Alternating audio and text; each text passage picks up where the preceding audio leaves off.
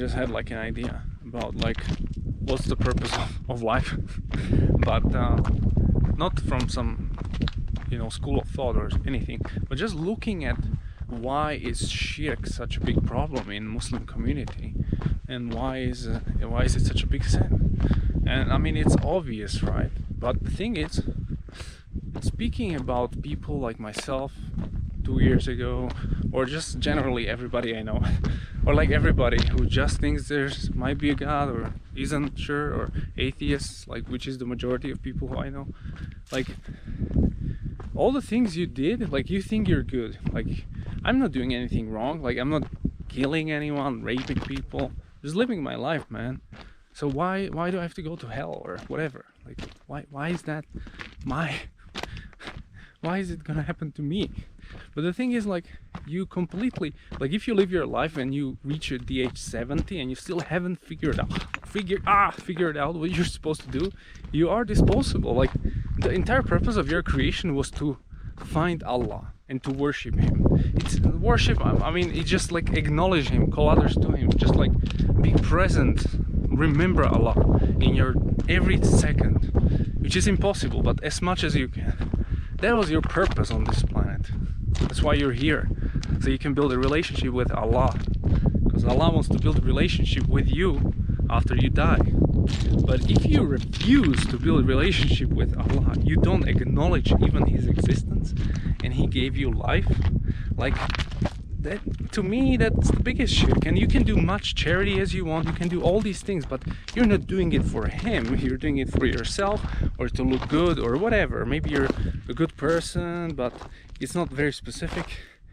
You have misplaced your goodness, and most people are like this. Most people are not evil people, they are kind of like normal, but they haven't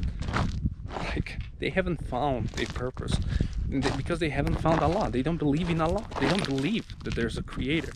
They think, they don't want to think about it, or they think like whatever, some random things happened, or it all came from nothing, or it itself created itself. All these things are possible, but the most possible, the most rational, the most logical is that there was an independent creator who everything depends upon. So that makes the most sense, because otherwise you never get rid of infinity and the dependency chains and all that crap. So you need the independent, self-sufficient entity that created everything else to not run into logical contradictions.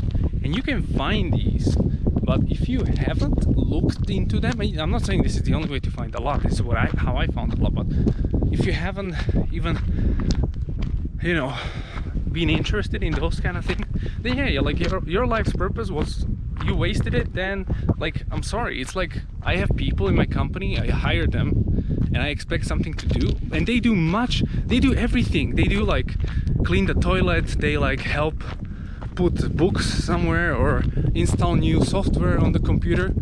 But we just had this case in my company. We hired a salesperson to be a country lead in Slovakia, and he was supposed to be the sales leader. But after a month or so, the co-founder found out that this person actually isn't doing any sales, and he's just like taking care of the office, making sure people have like HR benefits, like taking care of whatever, logistics, you know, delivery. But the reason why we hired him was sales. All those things are nice, but that's not your purpose. So you might be doing them, but this is not why you were created. So I don't want your charity, I don't want all these things. I just want you to acknowledge Allah, that's all I want. I feel like we're drifting away from the remembrance of Allah. We think all these, you know, things will fulfill us, all these shiny things, this car or this cable car or whatever, this food, all that is nonsense. Or this sex. Like, you can have a lot of sex after you die. You can, like, whatever you want, you can have it after you die.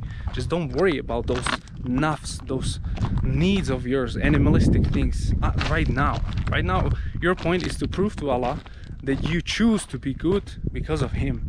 because you're better than angel. You have a free will, so you can choose to be worse than an animal, or you can choose to be better than an angel. Most people will choose to be worse than an animal, by the way, because they prefer their desires. And I've been there, and I'm still there sometimes. But I always come back. I always come back through the prayer or whatever, remembrance of Allah, doing dhikr, stuff like that. Find Allah. He's not gonna talk to you. The only thing you have is the Quran. That's His message. Check it out. And the rest is up to you talking to Him. You'll see du'as, you'll see things happening in your life then, once you acknowledge Allah.